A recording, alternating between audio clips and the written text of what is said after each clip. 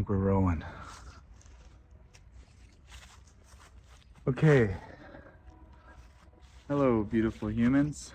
I'm carving out this day to share a little bit because I'm committed to trying to get in a groove of this sharing thing, and I often find like the best art is kind of spontaneous. And I really am doing this for fun, but also to share and to help, I guess. It's kind of one of the things I find I get the most joy out of.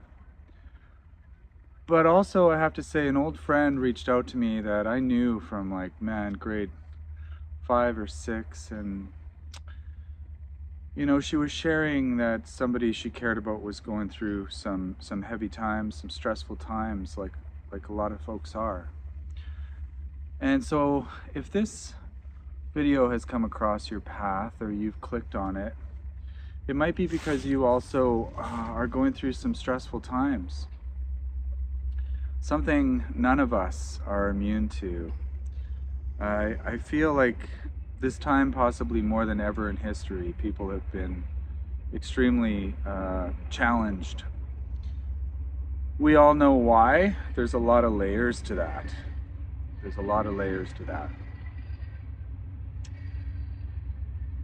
What I'd like to share today is, after 20 years of working as a holistic therapist, as a natural health sort of expert in the field, I've spent years teaching in universities, in medical training centers, addiction centers. I teach in prisons. I teach on reservations. I teach all over the place, forest retreats. Mostly, I've talked a lot about natural health and natural medicine over the years. And what I find is that, certain people can afford to take all those medicines or have the physical vitality to go out and harvest medicines in the wild.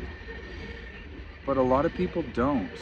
And I feel that there's certain things that we can do, that we can all do, that is amazing for our health, that's amazing for our well-being, that don't cost a lot of money and are simpler than you might think they are, okay? So that's what I want to explore. But before we get into those methods, time-tested, some of these methods are thousands of years old, on how to calm this crazy busybody of a brain that we have. But I want to talk a little bit about the natural remedies first that you might have access to, very likely, okay, that are calming for the nervous system.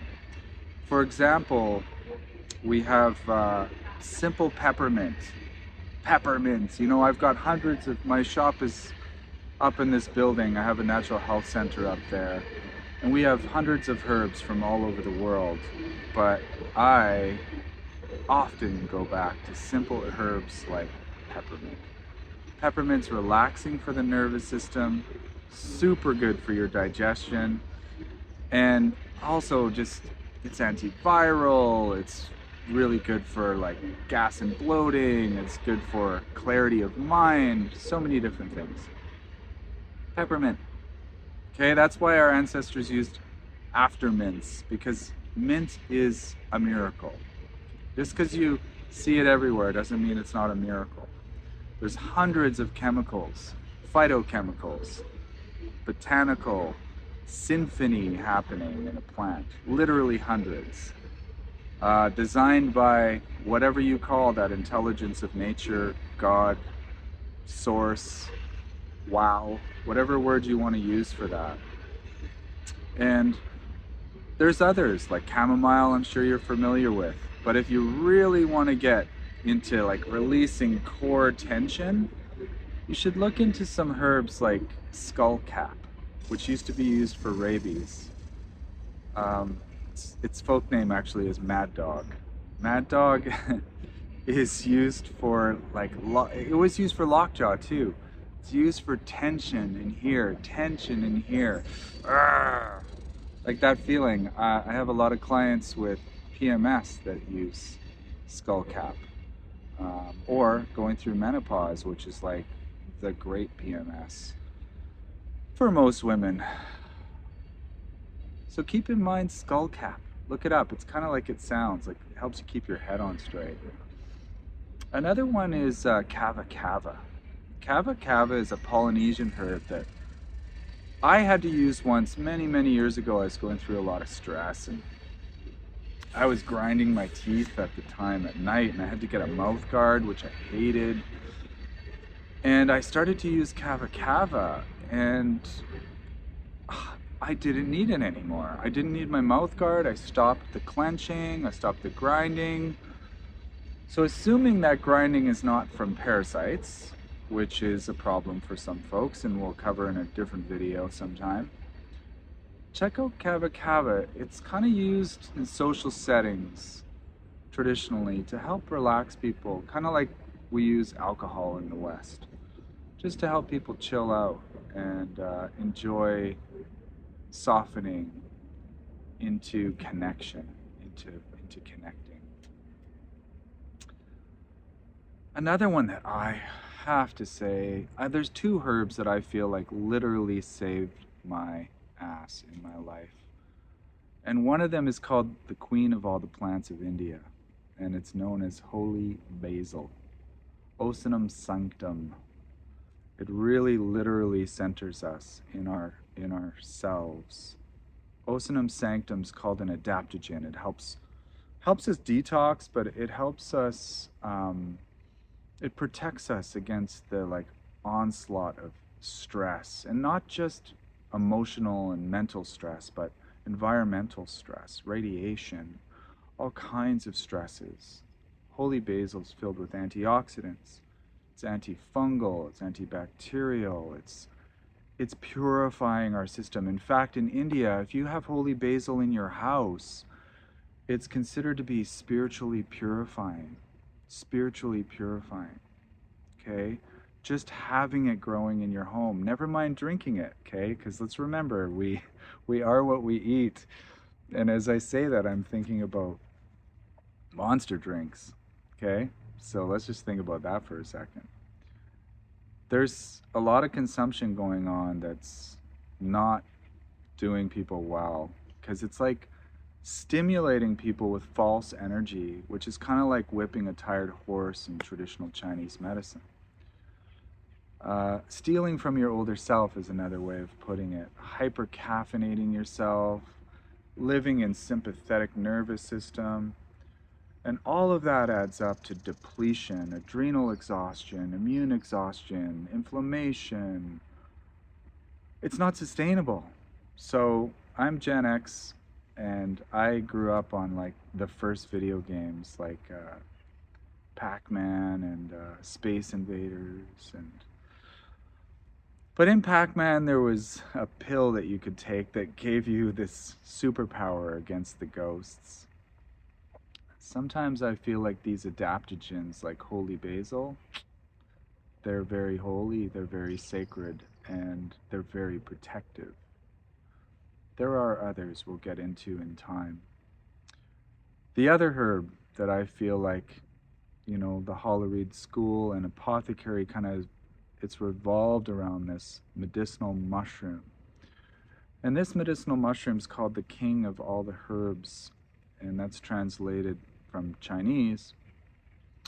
In China, it is the miraculous qi herb. It's great for energy. It's great for immunity. It's known as longevity plant, spirit plant, good omen plant, and it's called reishi mushroom. It looks like a heart, the red reishi does. There's different colors, but the red is the one that I use. And man, I don't even know where to begin with that. It saves the overthinker from their own mind. As Terry Willard once said, Dr. Terry Willard was a great inspiration to me when I was a budding herbalist. And reishi helps calm the overthinker and bring us back into our heart, because we live in an information age. we're being asked to process so much information. It's stressful. It's we can only digest so much, right? It's like overeating. It's depleting. It's too much. Too much. So reishi removes knots in the chest, calms the central nervous system, lowers high blood pressure, addresses cholesterol, cleanses out the liver, great for asthma. It's an antihistamine. Literally, there's research on all of this. So much.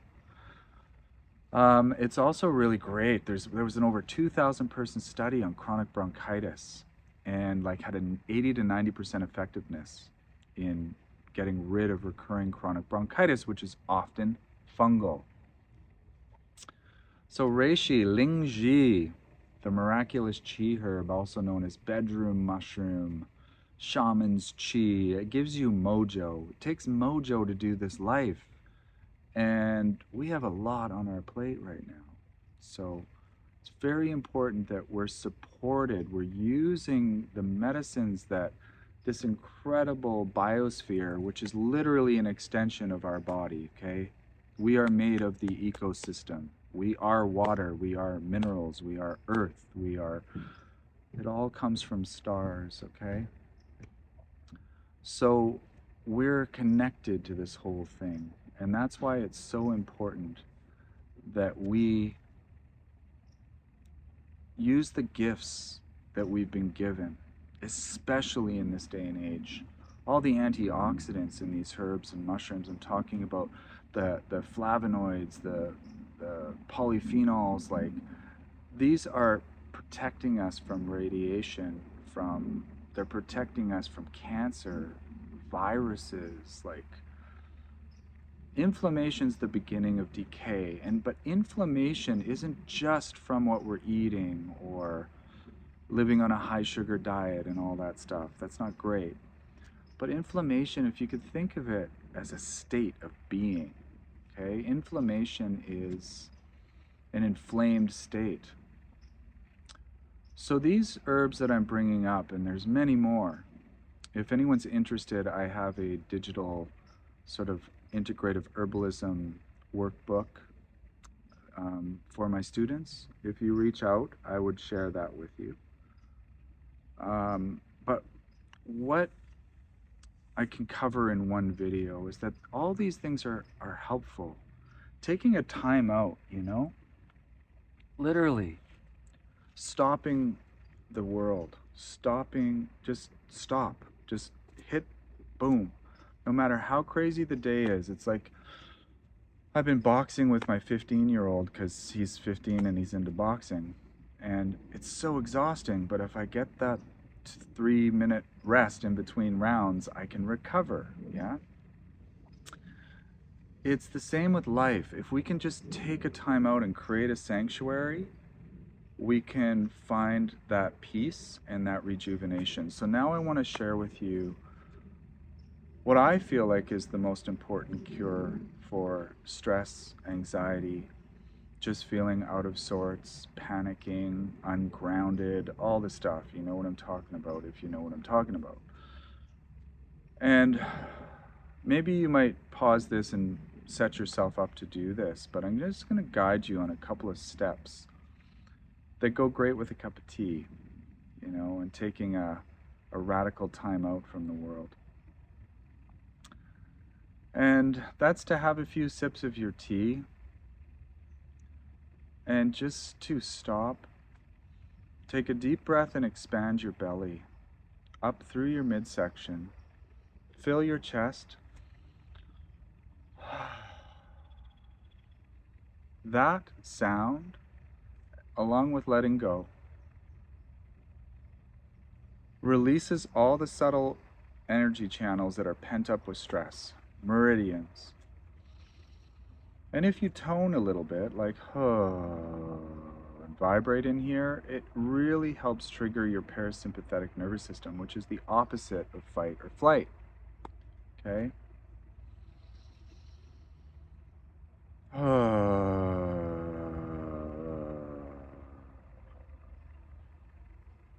Do that over and over and over. Until you're feeling like the subtler levels of clenching, you're letting go. Okay, you're letting go. Letting go of grasping at the next thing on the to-do list or whatever that you want. But also stopping all the resistance to the fear. All that we fear. And simply giving ourselves a moment to be home in this moment.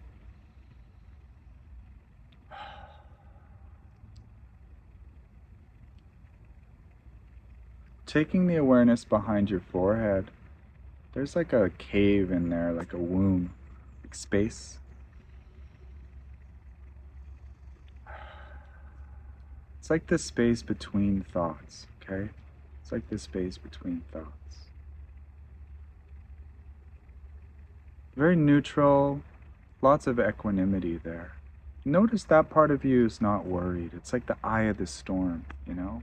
There's the racing mind and the ego and all of its wants and fears. And then there's that spot.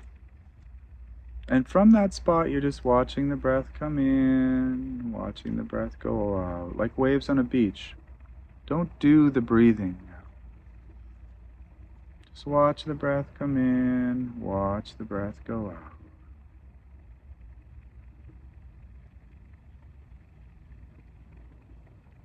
And if you prefer, you can breathe out your mouth, whichever is more comfortable. So far, so good? Now, if you could just notice the weight of your body, wherever you're sitting, feel your feet, feel your legs, feel your arms hanging loose, heavy.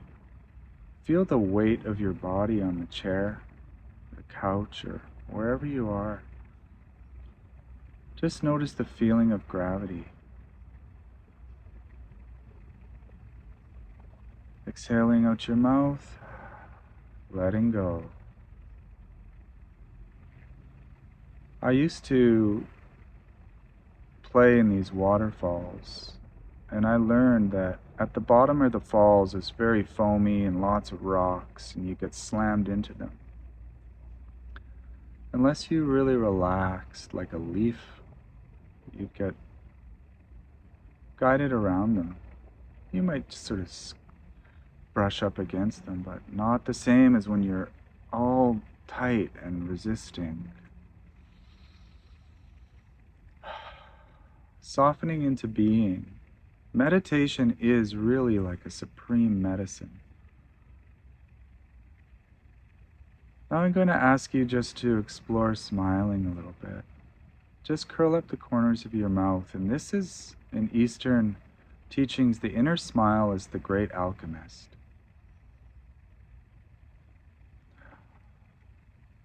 Just smiling, even just exploring gratitude towards your breath.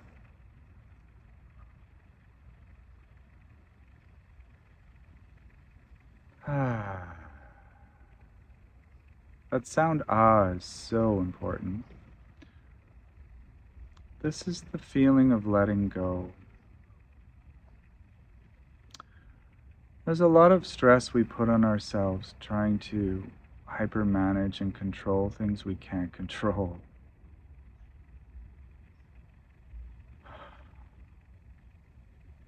There's a way they catch monkeys in the East where the monkey puts its hand in this little cage trap, grabs the fruit, and it won't let go of the fruit, right? So it's trapped. Maybe there's things that we need to let go of, surrender. And this is where it really helps to have some faith in your journey and in your, maybe if you feel like there's a higher power in your life that you can just explore feeling trust and faith. Some self-love wouldn't hurt too, some self-compassion. And this is where I bring one hand up to my heart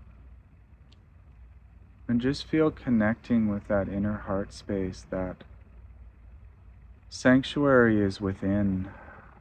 It's within this temple, and it's within this heart. Whatever's arising for you, give it love, give it acceptance, give it compassion. Exhale.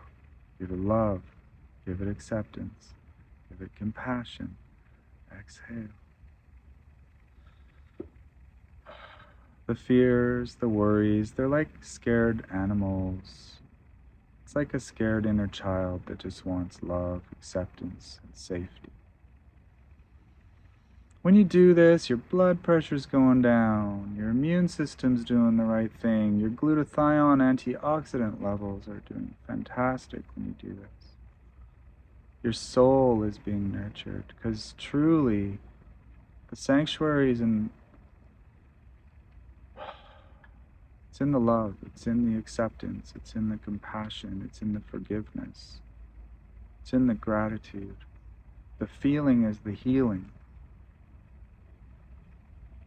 Home is where the heart is. And, there's sayings like,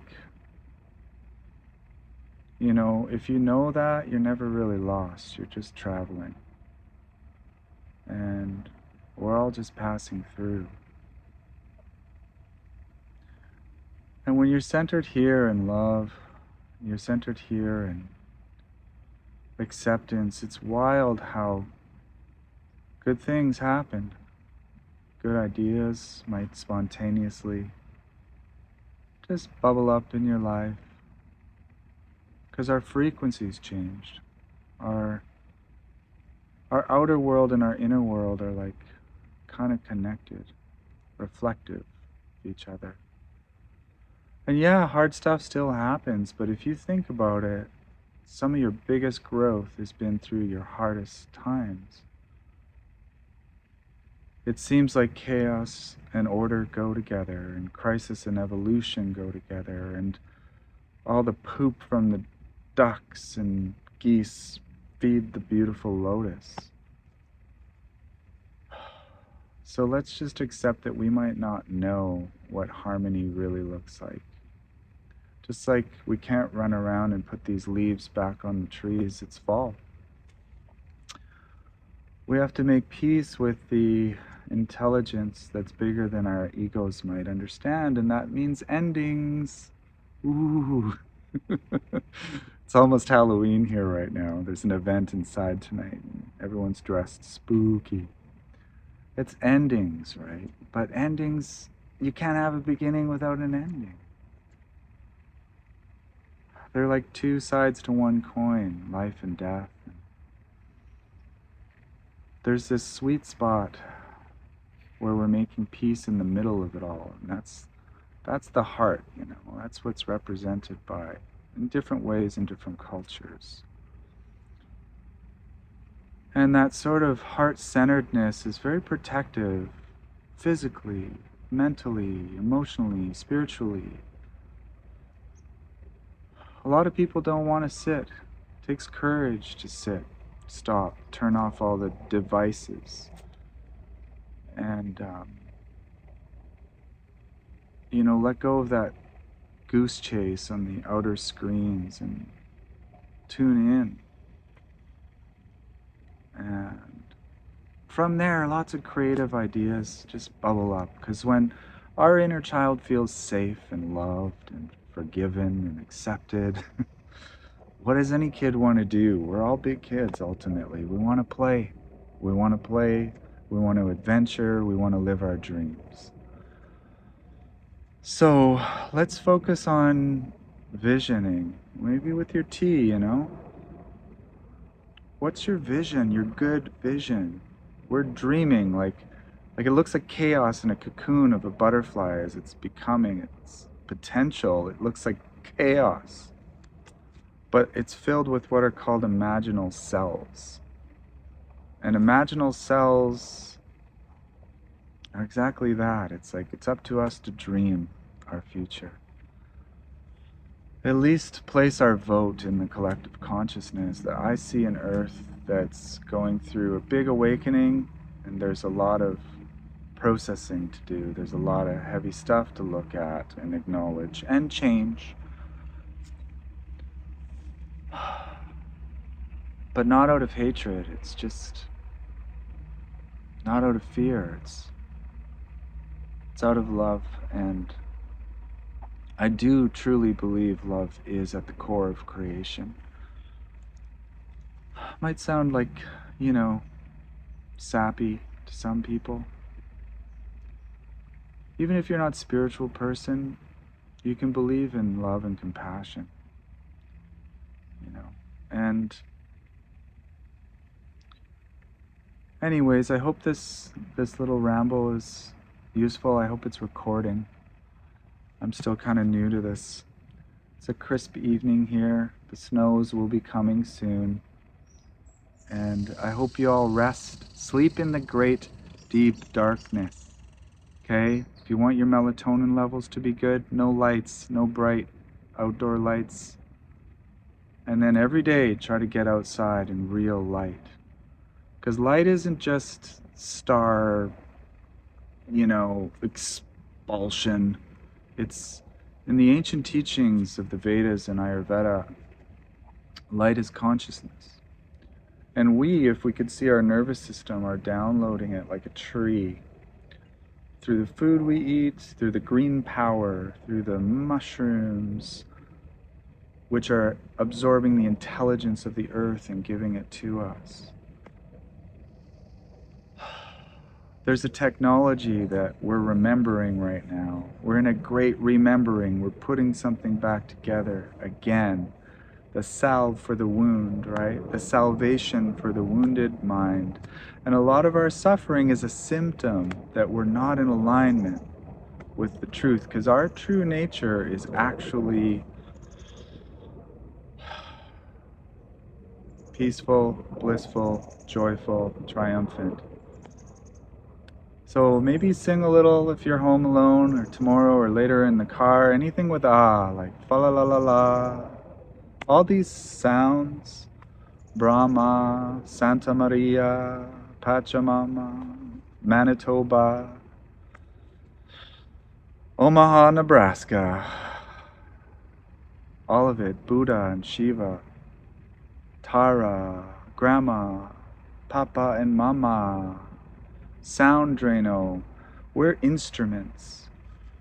But we have to pause. We can't expect our guitars to tune themselves. We got a better manual for our phones and our toasters than we did for this.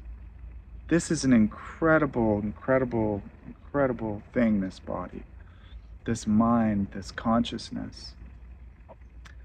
So let's not think the greatest tech around are all these gadgets that are sucking our consciousness into them.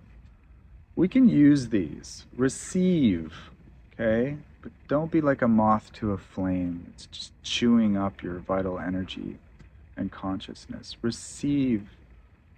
Be very selective what you eat, right? The news feed, is it good for you?